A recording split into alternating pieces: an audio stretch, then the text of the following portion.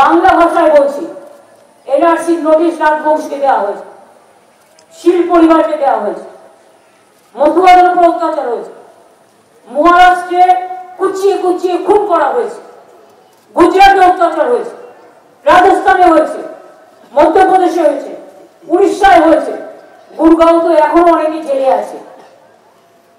আর এত বড় সাহস বলছে বাংলা বলে কোনো ভাষাই নেই। যে বাংলা ভাষা স্বাধীনতার জন্ম দেয়, যে বাংলা ভাষা জাতীয় নবজাগরণের জন্ম দেয়, যে বাংলা দেশকে স্বাধীন করে, যে বাংলা সারা পৃথিবীতে পঞ্চম আর সারা এশিয়াতে দ্বিতীয়।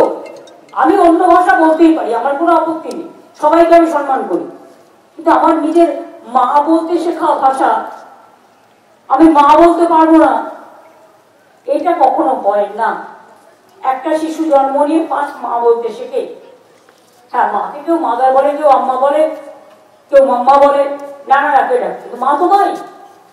মাতৃভূমিকে রক্ষা করার শপথ আমাদের সকলের।